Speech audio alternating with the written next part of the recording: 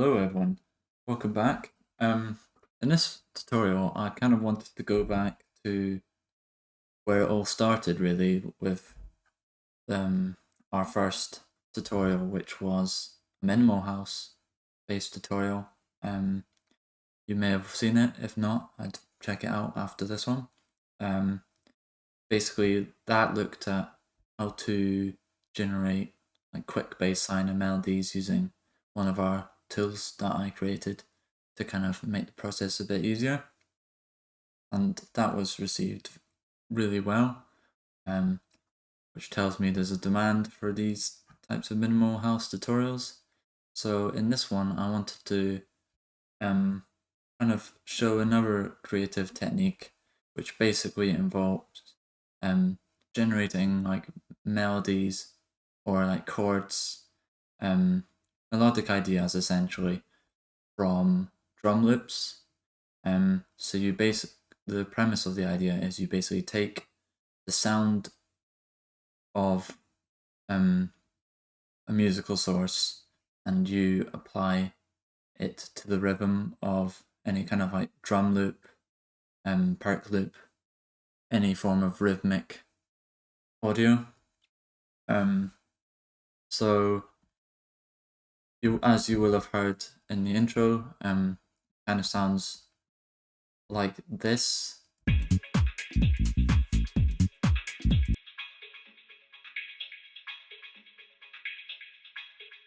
And I've got a few examples. I've got 4 examples here, just to kind of demonstrate its use. With all of them on, it might sound a bit messy, but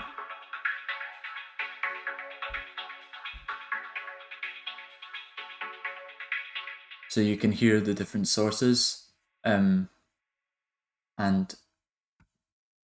the rhythm of the perc loop is taking the sound and applying it to that essentially. So it's a fairly easy concept to grasp. And so if I just show, you basically have the loop and the source, which is these 4 elements. And what you want, I'll just turn the audio effect rack off. So the perc loop, I've chosen 2 perc loops just for some variation.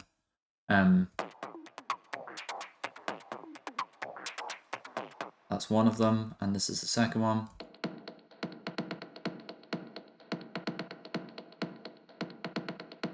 So you can hear they're 2 totally different loops with their own different rhythms, and as you can kind of visually see, the transients, the placement of the transients will affect the loop, and how loud the transients are as well also affects the loop, the sound.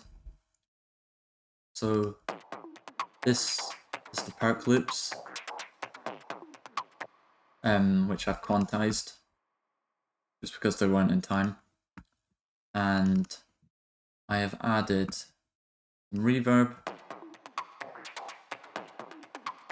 and some delay just for like to give these elements space, because when you add the vocoder it can be quite choppy and almost non-existent as a sound, so I've added these spectral effects. And then what you want to do is you want to, before I get to the audio effect and setting it up, you want to find some kind of musical idea, and you want some kind of texture that you really like the sound of, and you're pretty open to anything, but synth loops and pads tend to be ones that have good results. So I've got this.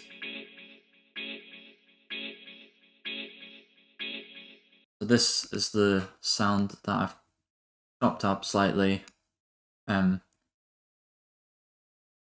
but doesn't really matter on that.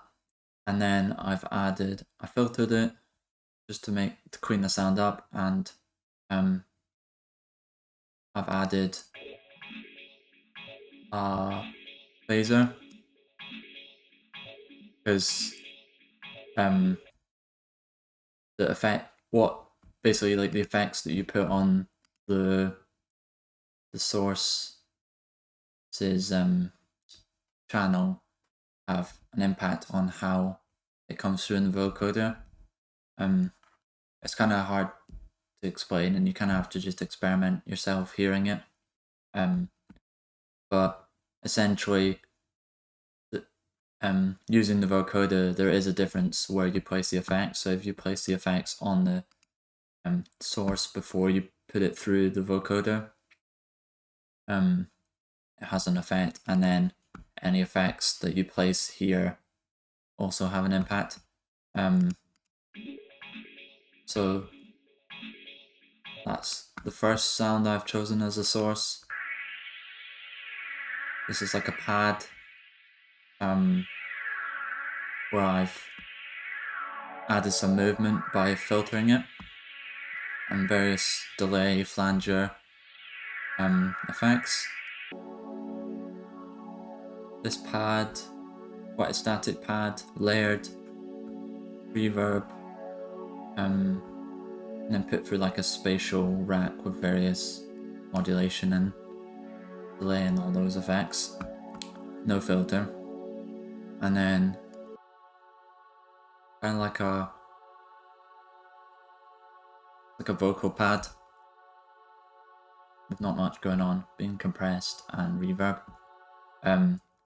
So you'll see a lot of the processing is on these sounds.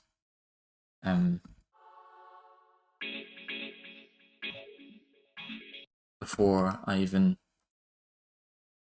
touch the vocoder effect. So the good stuff. We've got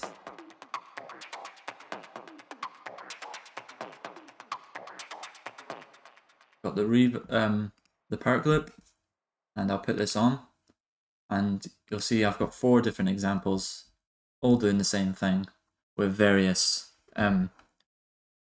changes dialed in.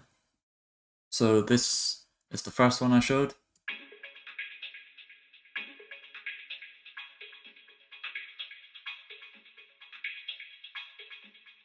And basically, what you're wanting to do is you've got your source, you've got your perk loop or rhythmic loop, and you're going to add a vocoder. You're going to select the carrier, which will probably be on noise, to external, and then you're going to want to take the audio from the music loop that you've selected. So in this case, we've gone for 17 and 18, channel 18, which is this one, and then you can see they go down. So pad 1 is taking that audio effect, is taking the audio from this, and etc. etc. So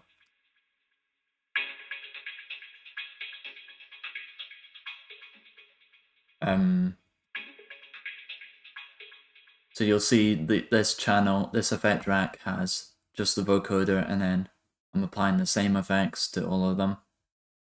You could, in theory, add further processing. Obviously, you might not use all 4. You might just use one channel, but I've got it as an audio effect rack with multiple examples just for demo purposes. So yeah, we've got this one.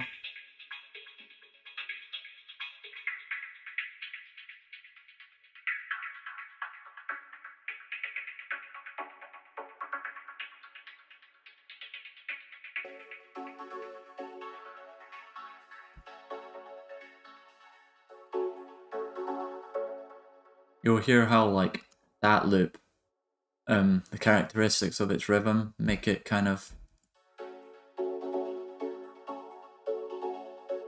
more kind of in your face. And this one is kind of a bit more pleasant to listen to. It's probably my preferred one. And that's all to do with like the transients and the rhythm of that specific loop. you can get really interesting results with regardless of what you use. And then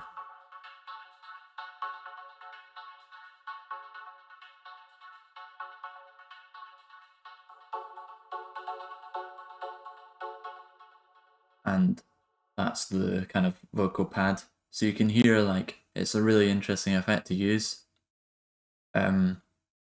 So definitely experiment with different drum loops and musical sources and see what you can get from combining them. Finally, I'll touch on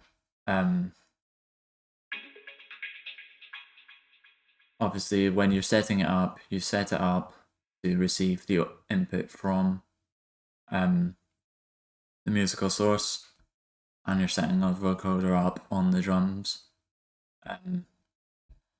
But some important things you might want to look at are these different parameters. So if I just jam, you basically want to tweak depth, format, and release are like the kind of most important ones.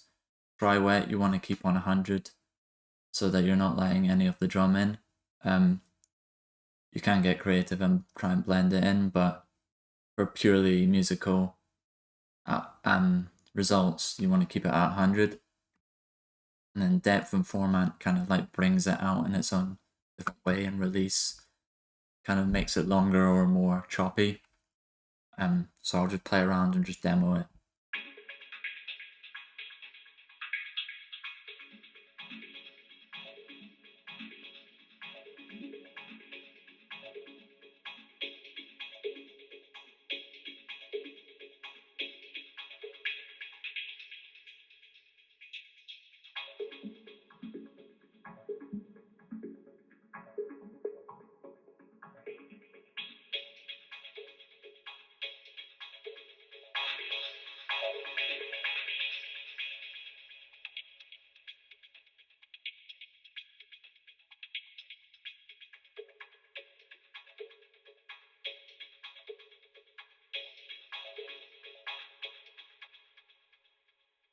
So yeah, you can hear like these characteristics pretty much just alter the tone and depth of the sound.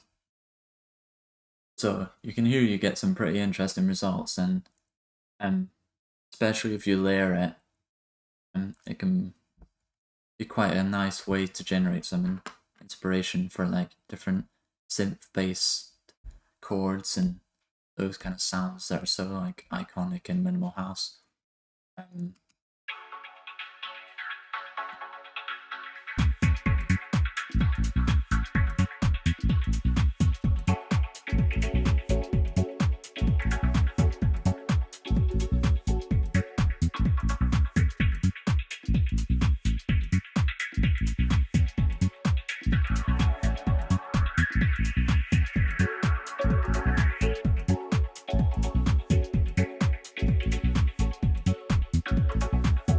That's going to be it for this one. I hope you enjoyed. Be sure to give it a like if you found it useful, and subscribe if you want some more minimal house tutorials, because I'm aware that I haven't done as many, but there's plenty more in the plans. Be sure to comment if you're looking for anything in particular, because that always helps me plan stuff that people want to watch. And